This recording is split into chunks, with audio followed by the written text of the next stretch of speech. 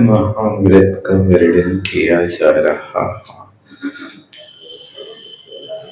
इसमें सत्य महामृत के लिए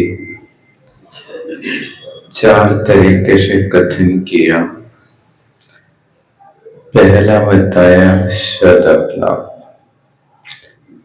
विद्वान वस्तु को निषेध कर देना, इसका नाम होता सदअपलाप। आपसे किसी ने कहा देवदत्त घर में है,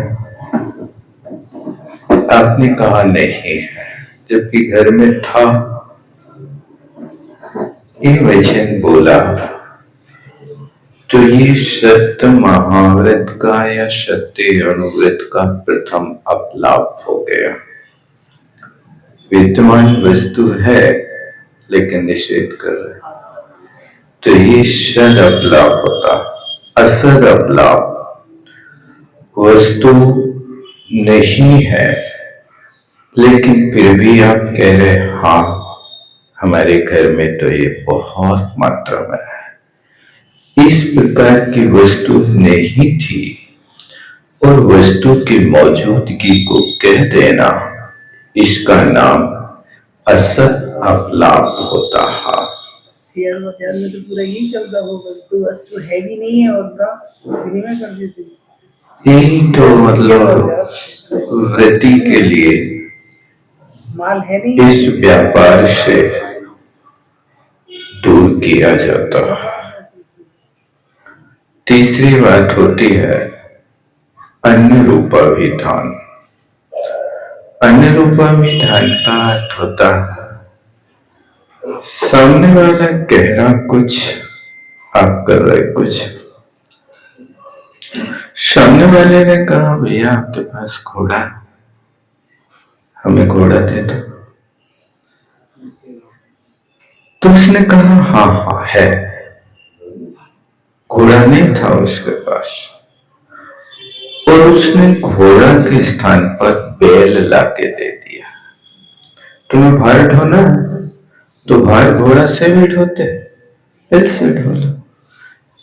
ये कहलाता है अन्य रूपाभिधान, यानी कहना कुछ और करना कुछ। यहां मांग रहा घोड़ा, आप दे रहे बैल। घोड़ा का काम बैल नहीं कर सकता, बैल का काम घोड़ा नहीं कर सकता। एक असत्य की कोटि में आता है। ये 3 प्रकार के असत्यों से व्रती लोग सदा बचते रहते हैं। और चौथे नंबर का एक असत्य होता है, जिस चौथे नंबर के असत्य को 3 भेदों में डाला, गर्हित, अवध संयुक्त और अप्रिय। गर्हित वचन वो होते हैं जिन वचनों में बहुत निष्ठुरता होती है, कठोर व्यवहार होता है। ऐसे शब्द गर्हित माने जाते हैं और दूसरों के दोषों को कहने वाले शब्द भी गर्हित की कोटि में आते हैं। आप किसी के दोष कह रहे हैं, आप अपने सत्यव्रत में दोष दिखा रहे हैं।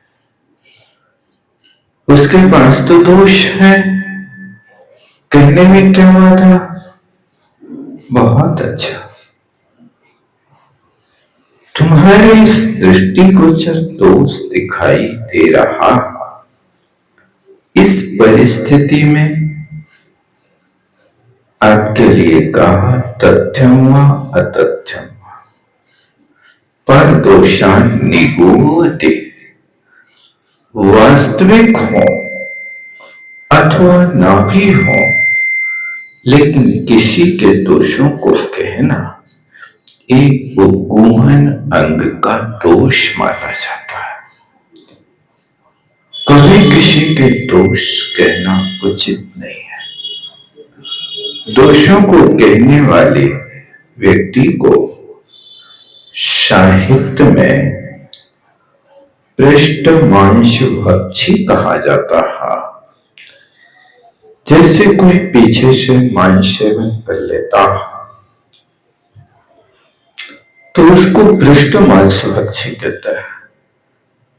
आप किसी के दोस्त किसी के कानों में कह रहे हैं, ये आपके लिए गर्हित वचनों की कोटि में आता है। दूसरी चीज है, आप दोष कहते हैं तो ना तो आपके पास सत्यव्रत रहेगा, न सम्यक दर्शन का उपगोहन नाम का अंग रहेगा। क्योंकि उपगोहन अंग की परिभाषा भी यही है, निज गुण आयु और अवगुण ढाके, अपने गुण को ढाके और दूसरों के दोषों को ढाके। ये सम्यक दर्शन का 5वां अंग है।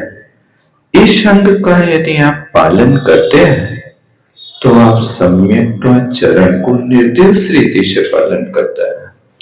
और यदि नहीं कर पा रहे तो आपके पास न सम्यक तो है न आचरण है। आप सम्यक आचरण से ही माने जा सकता है। इसलिए किसी के दोषों को कहना अथवा हास्य वचन होना, किसी की हंसी उड़ा देना, ये भी गर्हित वचनों की कोटि में आता है। एक प्रसन्न होना अलग बात है। साधुओं के लक्षण में, आचार्यों के लक्षण में एक लक्षण आता अपकौतुकी है। उसके लिए अल्प कौतुकी होना चाहिए। आचार्य महाराज के लिए भी होना चाहिए। उन्हें प्रश्न किया कि इसकी क्या जरूरत है, कौतुक क्यों होना। यदि आचार्य परमेष्टि इस प्रकार का माहौल नहीं बनाएंगे, अति गंभीर बने रहेंगे, तो श्रोता और शिष्य ऊब जाएंगे। श्रोता और शिष्य आपसे ऊब ना जाए, घबरा ना जाए, इसलिए अल्प कौतुक समय समय पर होने से सब लोगों के लिए प्रसन्नता होती है, सब लोगों के साथ नजर मिल जाती है। सबको लगता है कि आचार्य महाराज हमारे ऊपर बड़ी कृपा करते हैं। ये होना आवश्यक है। लेकिन किसी की हंसी उड़ा करके अपमानित करने का अभिप्राय होना एक गर्हित वचन की कोटि में आता है। इसलिए किसी की ना हंसी मजाक करो और न किसी व्यक्ति को पैर के कारण घूर करके देखो। ये मेरा दुश्मन चाह रहा है। इस सत्य वचन के मुख से यदि दुश्मन निकलता है, यानी आपके जो क्षमता मूल गुण है उसमें दोष लगा। समता मूल गुण का अर्थ तो होता हरि मित्र महल मशान कंचन कांच निंदन स्तुतिकरण अर्घाव तारण अशित प्रहार मैं सदा समता है। ये क्षमता यहाँ हर परिस्थिति में दुश्मन से दुश्मन नहीं कह सकता, चोर से चोर नहीं कह सकता। आप यदि किसी को कहते हैं ये मेरा दुश्मन है, तो ये आपके पास द्वेष की लहर अभी उमड़ रही है। इसलिए इन सब चीजों का ध्यान रखना चाहिए। हसमुख हो, बदन प्रसाद सदनम सदयम हृदयम शुद्धा मुसो वाचा। ये चीजें जिनके पास होती है वो हर किसी का बद नहीं होता। कौन कौन सी चीजें? बदन प्रसाद सदनम, वदन प्रसन्नता का घर हो, ऐसा प्रसन्नता का घर हो कि जैसे अजय श्री के लिए उड़ते थे, मंद मंद मुस्कान सदा चेहरे पर बिखरे रहते थे। ये होता है बदन प्रसाद सदनम। घर ही बना लिया प्रसन्नता ने, तो ऐसी नहीं हवा में उड़ती आई नहीं। वदन प्रसाद सदनम सहृदयम। सहृदय का अर्थ क्या होता? करुणा से भरा हुआ जिनका हृदय होता है। प्राणी मात्र पे करुणा का भाव है। हर जीव के विषय में जब भी सोचे बहुत अच्छा सोचता है। हर व्यक्ति के विषय में यदि बाहर निकलेंगे तो प्राणी मात्र के कल्याण की भावना होगी, और यदि अंदर प्रवेश करेंगे तो अपने कल्याण की भावना होगी। इसलिए अजय श्री कहते थे, आंख खुली तो परगुण देखो, बंद हुए तो निज गुण। यदि आंख खुली है तो गुण ग्रहण का भाव है, कोई दोष दिखे ना, और बंद करें तो आदमी गुण दृष्टि गोचर हो, कोई दोष दृष्टि गोचर ना हो। यदि आप अपने गुणों को खोज रहे हैं तो उनमें दोष भी दृष्टि गोचर हो तो अपने दोषों को कभी माफ मत करना, और दूसरों के दोषों को कभी माइंड मत करना। आपके पास दोष है तो उनको तत्काल बाहर करो। जैसे माली के यहां पान में दाग लग जाए तो पान के दाग को तत्काल काट के फेंकता है। उस दाग वाले पान को अपने पास नहीं रखता। यदि दाग वाले पान को रख ले तो वो दूसरे पान को भी सड़ा देगा। इसलिए वो हमेशा सोए शाम खोजता रहता है। क्या खोज रहा? दोष खोज रहा है। पान में दोष देखा, काट के फेंक दिया। इसी तरह साधक अपने पास दोष दिखे तो पान के दाग की तरह तत्काल काट के फेंक दो। पान की दुकान में कैंचा इसलिए रखते हैं, जरूरत नहीं कैंचा की पान की दुकान पर, लेकिन दाग को बिना उसके निकाल नहीं सकता। उस दाग को निकालने के लिए उसको कैंचा रखना पड़ता है। तो जैसे वो पान के दाग को एक क्षण भी स्वीकार नहीं करता, इस तरह अपने हृदय में लगे दोषों को एक पल भी स्वीकार नहीं करो। दूसरों के दोषों को कभी माइंड नहीं करो। संसार है, उनके दोष देख करके हम यदि कुछ कहते हैं तो हमारा पुण्य छीन हो रहा, सम्यक दर्शन का नाश हो रहा, क्योंकि दूसरों के दोषों के देखने से नीच गोत्र का बंध होता, और नीच गोत्र का बंद करने वाला मिथ्या दृष्टि होता।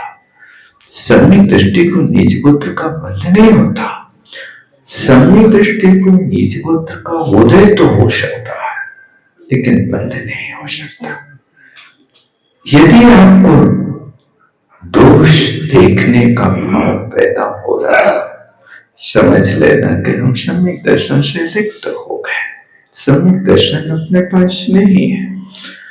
इस प्रकार आपके पास दोष है तो ऐसे निकाल करके तत्काल बाहर रखो, जैसे पैर में कांटा लग जाता है तो उसको 2-4 दिन के लिए धैर्य नहीं रखते। अब लगा है तो 2-4 दिन तो लगा रहने दो, नहीं, तत्काल गाड़ी रुक जाती है, वहीं खड़े हो जाता है। अपने पास निकालने का साधन नहीं होता तो हम पूछते आपके पास सुई है, पिन है, फलाना है, चल नहीं पा रहा है। इस तरह से उस प्रति के अंदर एक भाव पैदा होता है। इसलिए हमेशा प्रसन्नता बना करके रखना चाहिए। प्रसन्न रहो, दूसरों के दोषों को देखने की कोशिश मत करो। जो वो कर रहा है आप उसके दोष को देखकर बेवल हो रहे हो। क्या ऐसा दोष आपको तो नहीं कभी भाव आता? यदि आता है तो फिर हम में और उसमें अंतर क्या? इतना है कि उसका प्रकट है, हमारा कोई न जाना नहीं, आपने अपना छिपा के रखा। इसलिए इन सब चीजों के लिए हंसी मजाक नहीं करना, प्रसन्न सदा रहना। वदनम प्रसाद सदनम सदयम हृदयम सुधा वचो वाचा। जिनका हृदय दया से भरा है, उस सुधा मुझो वाचा, जिनके मुख से अमृतमयी वचन सदा निकलते हैं। ईशान केशव न बंध्या, ऐसा पुरुष किसके द्वारा वंदनीय नहीं होता, अर्थात सबके द्वारा वंदनीय होता है। दूसरे नंबर पर शावत वचन है। ऐसे वचन बोल रहे हैं जो आरंभ और हिंसा को करने वाले वचन होते हैं, उनको शावत वचन कहते हैं। ये शावत वचन जमीन खोदो, कपड़ा धो लो, पोंछा लगा दो, फिनाइल डाल दो, पानी जे नाली में डाल दो, ये सब सावत वचन की कोटि में आता है। और फिर इसके बाद आता है अप्रिय वचन। अप्रिय वचन का अर्थ होता है कि अरतिकरम, भीतिकरम, वैरकरम। अरतिकरम माने जिनमें परस्पर में मित्रता थी, उनमें अरति भाव पैदा करा दिया। वो अरति करने वाले शब्द हमेशा अप्रिय वचन होते हैं। आप उनकी मित्रता को सहन नहीं कर पा रहे। तुमने इस व्यक्ति को मित्र बनाया जिसका कोई चरित्र नहीं है, उसको समझ में नहीं आ रहा क्या? ये जो आप कह रहे हैं, ये अरति करने वाले शब्द एक अप्रिय वचनों की कोटि में, अशक्त वचन की कोटि में आते हैं। वैर करम, बैर उत्पन्न करने वाले शब्द जो होते हैं, भड़काऊ, शुभ नखने, अपना दुष्चरित्र तो छिपा लिया कर दूषण से, और झूठा आरोप राम लक्ष्मण पर लगा दिया कि उनने मेरे शील को नाश करने की कोशिश करी, वस्त्र विदीर्ण कर दिए, शरीर छत विक्षत कर दिया। मैं तो आपकी कृपा से जैसे तैसे प्राण बचा के आ गई, शील बचा के आ गई। ये शब्द जो होते हैं, ये महाभारत के शब्द हैं। कभी भी किसी के साथ ऐसे शब्दों का प्रयोग नहीं करना चाहिए।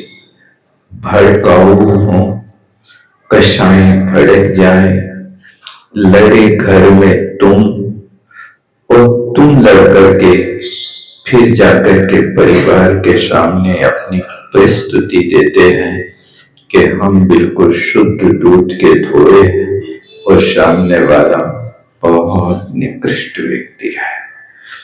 अब इस बात को सुनकर वो सामने वाला भड़केगा और घर बिखर जाएगा। इसलिए सबसे अच्छा है कि आपसे यदि कुछ हुआ तो आप स्वयं निपटो, दूसरों को नहीं बताओ। परस्पर में घर बिखरने का मूल कारण यही होता है। इसलिए बैर करने वाले शब्दों से सदा बचने की कोशिश करना चाहिए और कलह करने वाले शब्द परस्पर में झगड़ा पैदा करा देवे, ऐसे शब्दों का भी प्रयोग किसी के सामने नहीं करना चाहिए।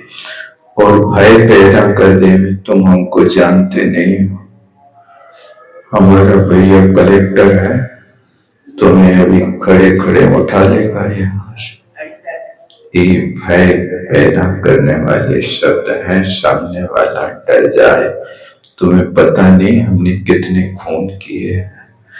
ऐसे बात कभी बोल करके किसी को धमकाने की कोशिश नहीं करना चाहिए। ये सब अप्रिय वचन कहलाते हैं। तिरस्कारवाची शब्द भी, तिरस्कार किसी को अच्छा नहीं लगता। हर व्यक्ति सम्मान चाहता है, इसलिए तिरस्कार करने वाले शब्दों को भी अपने यहाँ से हटाने की कोशिश करना। इस प्रकार 4 प्रकार के असत्य का कथन आचार्य महाराज ने कहा और इनसे क्या हानि होती है, क्या लाभ होता है, इस बात को भी इन्हें बताया। अब सत्य वचन का स्वरूप भी यहाँ पर कहा जा रहा है। सत्य वचन इस तरह से होते हैं कि जैसे अपन पढ़ते न शीतलास चंदन चंद्र विस्मयो न गांग बंभो न चारे इष्टयो। हे शीतलनाथ परमात्मा, आपके वचन इतने अच्छे हैं, इतने शीतलता प्रदान करने वाले हैं कि गंगा का पानी भी वैसा शीतल नहीं है, चंदन भी शीतल नहीं है, चांदनी भी इतनी शीतल नहीं है जैसे आपके अनग माने निर्दोष वचन प्राणियों को शीतलता प्रदान करने वाले हैं। ऐसे आपके वचन प्रशंसनीय है। इस प्रकार यहाँ इसका स्वरूप कहा। अब आगे चलते हैं। ऐसे होते हैं कि ऐसे लोगों से सावधान रहना, जो लोग बोलते नहीं है लेकिन अंदर में कुछ और विचार रखते हैं। इस प्रकार से उन लोगों के विषय में कह नहीं सकते कि आप कैसी प्रकृति के हैं। इसलिए वो कहा जाता है ना, जो नर धीरे बोले हैं उनसे बचियो संत। जो धीरे बोलते हैं, अमर बेल के जड़ नहीं, नहीं गोंच के तंत। जो नर धीरे बोल है उनसे बचियो संत। अमर बेल नाम तो है लेकिन जड़ नहीं होती है, गोंच है, दांत नहीं होते, उसके पैर होते हैं लेकिन चिपक जाए तो व्यक्ति की दशा बिगाड़। इसी तरह कई वक्ता बोलते नहीं लेकिन अवसर पाकर के बहुत तीखा बोलते हैं। इनको इस तरह समझना। वर्णन किया गया सत्यव्रत का, लेकिन व्यक्ति को विश्वास नहीं होता। लगता है कि यदि सत्य बोलेंगे तो पेट नहीं भरेगा, अजीब का नहीं चलेगा। जबकि आगम कह रहा कि सत्यवादी की प्रकृति की रक्षा करता है। नदी में डूब नहीं सकता, सिंह खा नहीं सकता। ये सत्य व्रत का पालन करने वाले सच्चे दिल से विश्वास होना चाहिए। धर्म के ऊपर विश्वास यदि हो जाता है तो व्यक्ति अपने आप में बहुत बड़ा सत्यवादी होता है। इसलिए तेल दर्पण है, चिन्मणि इशारा, गुरु सहारा, साहस हमारा, मिलता भाव का किनारा। देव वास्तव में दर्पण की तरह होता है। उनके सामने जाकर के आप खड़े हो जाओ तो आपको अपने दोस्त दृष्टिगोचर होंगे। मैं तो राग आदि से मलिन सदा, आप तो सदा सहज पवित्र। हे भगवान, आप तो सदा सहज पवित्र। और चिन्मणि इशारा करती है, सत्य धर्म है, ये चिन्मणि कह रही है, लेकिन चिन्मणि के ऊपर विश्वास नहीं है, इसलिए असत्य का सहारा लेकर के लोग अजीब को चला रहे हैं। और असत्य से चलने वाली अजीब का वो व्यक्ति के लिए संसार में डुबो देती है। चिन्मणि इशारा है, आचरण तो आपको स्वयं को करना होगा। गुरु सहारा और बड़ी, यदि हमारे लिए संसार समुद्र में पोत का काम करती है, संसार सागर तरंगा, गुरु जहाज विषय, एक गुरु का हमारे लिए सहारा। इसके अलावा वह साहस अपना नीचे होना चाहिए। साहस हमारा फिर तो मिलता भाव का किनारा है, फिर तो संसार का अंत आ ही जाता है। देखो यहाँ क्या लिखा है, वे देवता पुरुष के वश में होते, जहाँ सत्य होता वहां देवता लोग उनकी सेवा करने में तैयार हो जाता है। ब्रज सत्य था, सुदर्शन को सूली से सिंहासन किसने बनाया? वो सत्य की महिमा थी, ये आगम में कहा। और यहाँ पर सत्यवादी व्यक्ति विश्वास के योग होता, जहाँ असत्य होता आपन पूत सुपासना। देखो अपने पूत पर भी लोग विश्वास नहीं करते, घर से निकाल देते हैं। ऐसी कई कहानियां होती हैं। वो व्यक्ति सत्यवादी, जैसे गुरु पूजे जाते हैं ऐसे सत्यवादी की पूजा होती है। सत्यम एवं देवता, सच ही देवता होते हैं। और बंधु के समान वो लोकप्रिय होता है। सत्यवादी जहां से जाता है लोग में उसको सम्मान देता है। इस प्रकार से यहाँ पर सत्य की महिमा आचार्य भगवान ने कही। और अंत में लेखा के जैसे विश्व उत्तमोत्तम भोजन का विनाश कर देता है। इतना भी छप्पन भोजन हो, लेकिन यदि वो जहर से युक्त हो तो सब विनाश कर देता। इसी तरह आप कितनी भी साधना करते हो, एक असत्य दुर्गुण व्यक्ति के पास बैठा है तो सब साधना पे पानी फेर देता है। एक पेज पर लिखा गया जो स्याही से वर्णमाला है, उसको पानी में डुबोने की जरूरत नहीं, थोड़े से छींटे यदि मिल जाए तो पूरी की पूरी डायरी को बर्बाद कर देता है। इसी तरह सत्यवादी के पास एक असत्य मौजूद है तो सारी साधना उसकी समाप्त हो जाती है। इतना ही रहने देता है।